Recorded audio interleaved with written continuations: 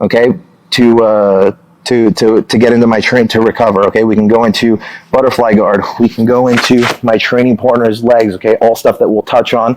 Okay, in a little bit. But the main thing is we use that redirection. Same thing goes in the opposite direction. If I take my partner, let's say for example, I go to the other side. Let's say I went into that whole process, right, of going in, feeding my partner's hook, and I come in here. Let's say, for example, maybe he's pushing me to flatten me out, and I start looking to take him this way, but maybe he posts a hand, for example, and I'm unable to take him that way. When he goes to press back off of that hand, the initial off balance in this direction fails. Guess what? We use that same movement to hit almost like we wanted to go for a sumigashi, I suppose, but just an off balance in this direction that gets him posted out. Okay, and again, from here, hands can go back in. He goes to recover. We're in half butterfly once again, and we're looking good. So we use those multiple directions of an off balance to sway my training partner. As long as my shoulder and hip are on the floor, even if I have a butterfly hook, he still has a chance to clear it. So it's very important that we use those off balances, get our shoulder and hip off of the mat, and we have to use it in multiple directions. So you resist us one way, we take them the other way, and vice versa. Okay, so now let's look at another method for recovering from a flattened out half guard. This time we use a kipping method. Kipping method is going to be primarily when we want to go in and insert a knee shield. I find that it's very useful at getting a knee shield in. So we saw a little technique, a little trick that we can play with our legs to insert a butterfly hook. This time we'll go in and we'll start looking to insert a knee shield, okay? So we're flattened out once again. This guy takes his knee off the floor. He's in good position. There's good tension running through his legs, etc., etc. What we're going to do is we're going to sway our legs. Okay, so we're going to create this kind of rocking motion. You're going to play with a combination, okay, of bridge and kip, okay, bridging and swaying. So maybe, for example, from here, I tried to move my training partner, and I tried to go into the first technique that we saw, okay? This guy goes to flatten me out. I sway him one way, then I sway him the other way just to get a little bit more of that reaction. As I go in, I hit that second sway, make a strong, tense legs, good.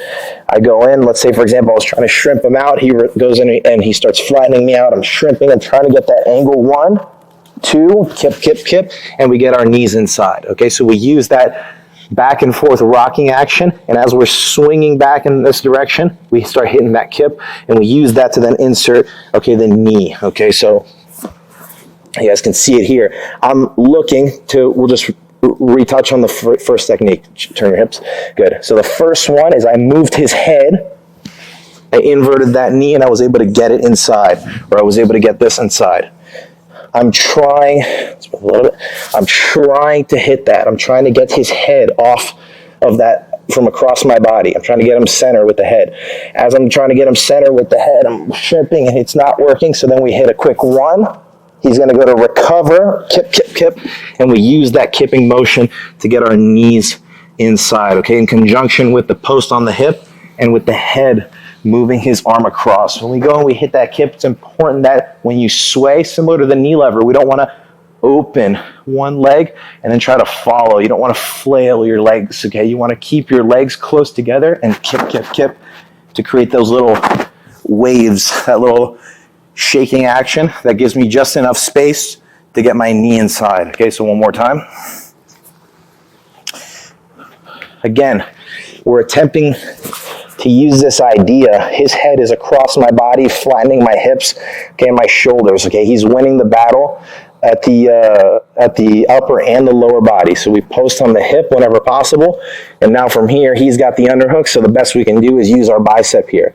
I go like I want to reach for that opposite hand to invert this knee, so I start that shrimping action to get his head to the center, and as he flattens me out, we swing one way. He's probably not going to tilt that far, so just goes, we swing one way, he resists, we come the other way, and we hit that kipping action. Notice that my legs never flail and separate. So as from here, as I go to shrimp, he goes to recover. We go 1, 2, 3, 4 kips until we can get a knee inside. Now once the knee's in, when he goes to flatten me out, we can always use that knee to push him away. Okay, notice that the knee shield doesn't matter what upper body connection he has, okay? When I have a knee inside, we go 1, 2, flattens me out. He still has his head and arm. Nothing's changed. He goes to flatten me out. Doesn't matter. I can always use that knee shield to move me away. Very, very useful. Slip one hand in. Slip the second hand in. No matter how hard he goes to hold on, we'll always be able to break that grip. And now from here, we can start going to work, okay, from whatever position we want from there. Okay, we control the inside space, so we have a ton of options. But you could just play from a knee shield half guard. Last thing I'll add is that when we go and we insert that knee shield, make sure that you don't Make sure that you don't insert the whole shin. Just insert the kneecap and maybe that just initial portion of the shin.